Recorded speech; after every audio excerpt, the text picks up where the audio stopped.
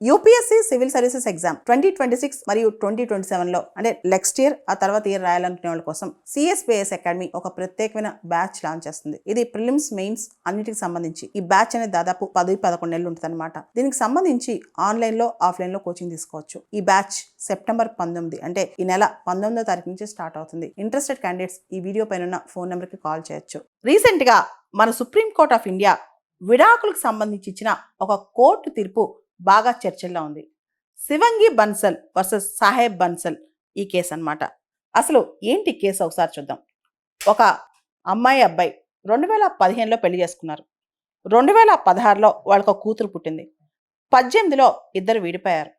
ఆ తర్వాత అమ్మాయి కష్టపడి సివిల్స్ చదివింది, సివిల్స్ రాసి పాస్ అయింది. ఈలోపు అమ్మాయి అబ్బాయి మధ్య ఈ 6-7 సంవత్సరాలుగా కేసుల మీద కేసులు ఒకరి మీద ఒకరు వేసేసుకున్నారనమాట. అమ్మాయి అబ్బాయి పైన 15 కేసులు పెట్టింది. డొమెస్టిక్ వైలెన్స్ యాక్ట్ కింద సెక్షన్ 498A ఆఫ్ ఐపీసీ, అంటే అప్పట్లో మనకు తెలుసు బిఎన్ఎస్ రాకముందు ఐపీసీలో డౌరీ హెరాస్మెంట్కి సెక్షన్ 498A, ఇలా చాలా చట్టాల కింద అమ్మాయి కేసులు పెట్టింది. భరణం అడిగింది, ఇన్కమ్ ట్యాక్స్ సంబంధించి కూడా కొన్ని కేసులు పెట్టింది. ఇలా చాలా కేసులు పెట్టింది. దీంతో అబ్బాయి కుటుంబం కూడా అమ్మాయి పైన చాలా కేసులు పెట్టింది. చివరికి చాలా వరకు ఒకరిపైన ఒకరు పెట్టిన కేసులన్నీ కూడా అలహాబాద్ హైకోర్టుకి వెళ్ళాయి. అలహాబాద్ హైకోర్టు ఒక మాట వ్యాఖ్యానించింది. ఈ అమ్మాయి ఐపీఎస్ అయిన తర్వాత తన ఆఫీస్ కూడా యూజ్ చేసి, తన పవర్ని కూడా యూజ్ చేసి కేసులు ఎక్కువ పెట్టేస్తుంది, ప్రెషర్ పెడుతుందని చెప్పి కూడా చెప్పిందనమాట. ఇక్కడ అలహాబాద్ హైకోర్టు ఒక మాట అంది. సెక్షన్ 498A డౌరీ హెరాస్మెంట్ కింద, అంటే బిఎన్ఎస్లో సెక్షన్ 85 కింద ఎవరైనా కేసులు పెడితే వెంటనే అరెస్ట్ చేయొద్దు. 2 నెలల పాటు కూలింగ్ ఆఫ్ పీరియడ్ ఇవ్వండి. ఈ 2 నెలల్లో ఫ్యామిలీ వెల్ఫేర్ కమిటీ ఇరు పక్షాలను పిలిచి సమస్యను సాల్వ్ చేయడానికి ట్రై చేస్తాయి. ఆ తర్వాత అరెస్టులు, ఆ తర్వాత జ్యుడిషియరీ ఇవన్నీ వస్తాయి.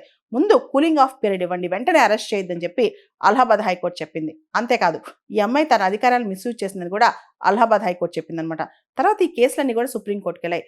సుప్రీంకోర్టు ఆర్టికల్ 142 సంపూర్ణ న్యాయం, అంటే ఒకరి మీద ఒకళ్ళు ఇన్ని కేసులు పెట్టుకున్నారు, ఇంత పగ పెట్టుకున్నారు, ఇది ఇప్పుడు irrevocable break down of marriage అనమాట. కంప్లీట్ గా మ్యారేజ్ బ్రేక్ డౌన్ అయిపోయింది కాబట్టి వీళ్ళకి డివోర్స్ గ్రాంట్ చేస్తున్నాం ఆర్టికల్ 142 కింద అని చెప్పి సుప్రీంకోర్టు చెప్పింది. అంతేకాదు, శివంగి బన్సల్ ఎవరైతే ఈ అమ్మాయి ఉందో, ఐపీఎస్ ఆఫీసర్ ఉందో, ఈ అమ్మాయి అబ్బాయి ఫ్యామిలీకి అన్కండిషనల్ అపాలజీ, పబ్లిక్ అపాలజీ చెప్పాలని కూడా సుప్రీంకోర్టు ఆర్డర్ జారీ చేసింది అనమాట. అంటే అంత హరాస్ చేశారు, అంత మిస్యూజ్ చేశారు.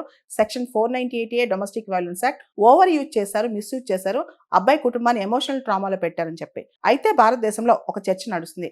Section 498A domestic violence act ఏవైతే చట్టాలు మహిళల రక్షణ కోసం ఉన్నాయో, మహిళలు వీటిని మిస్యూజ్ చేస్తున్నారా? చదువుకున్న మహిళలు, అధికారంలో ఉన్న మహిళలు కొంతవరకు ఈ సెక్షన్స్ ని దుర్వినియోగం చేస్తారు. కానీ గ్రామీణ ప్రాంతాల్లో చదువుకోని మహిళలు ఎవరైతే ఊర్లో ఉంటారో, డొమెస్టిక్ వైలెన్స్ యాక్ట్ గురవుతారో, డౌరీ హెరాస్మెంట్ గురవుతారో, వాళ్ళ పరిస్థితి ఏంటి? ఒక అబ్బాయి వచ్చి అమ్మాయిని కొట్టినప్పుడు, హింస గురి చేసినప్పుడు 2 months కూలింగ్ ఆఫ్ పీరియడ్ ఇవ్వాలా? ఫ్యామిలీ వెల్ఫేర్ కమిటీ సాల్వ్ చేయగలదా? ఇప్పుడు ఇలాంటి కొత్త ప్రశ్నలు వస్తున్నాయి అనమాట. దాంతోపాటు ఒక అమ్మాయి చెప్పేదే సాక్ష్యం. సాధారణంగా సెక్షన్ 498A కానీ, డొమెస్టిక్ వైలెన్స్ యాక్ట్ కానీ, ఒక మహిళ ఇంట్లోంచి బయటకు వచ్చి కేసు పెట్టడమే, దాన్ని చాలా స్ట్రాంగ్ గా తీసుకునే పోలీసులు వెంటనే అరెస్ట్ చేయకుండా ఈ 2 months కూలింగ్ ఆఫ్ పీరియడ్ ఇవ్వడం కానీ, ఇవన్నీ అసలు సాధ్యమేనా? దీనివల్ల న్యాయం జరుగుద్దా ఆడపిల్లకి? ముఖ్యంగా గ్రామీణ ప్రాంతాల ఆడపిల్లకి అని అడుగుతున్నారు. ఇంకో పక్క ఈ శివంగి బన్సల్ వర్సెస్ సాహెబ్ బన్సల్ కేసులో ఈ అమ్మాయి చాలా పవర్ఫుల్ పొజిషన్ లో ఉంది, ఐపీఎస్ అయింది. ఈ అమ్మాయికి మెయింటెనెన్స్, భరణం ఇవ్వడం అనేది జరగదని చెప్పి సుప్రీంకోర్టు చెప్పింది.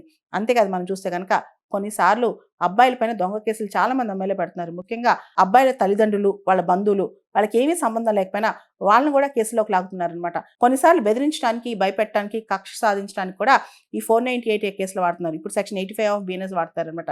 కాబట్టి ఎక్కడైతే మహిళా హక్కులు ఉన్నాయో వాటిని బ్యాలెన్స్ చేస్తూ, ఇంకో పక్క ఈ చట్టాలు మిస్యూజ్ కాకుండా చూసుకునే బాధ్యత కూడా వ్యవస్థలకు ఉంది.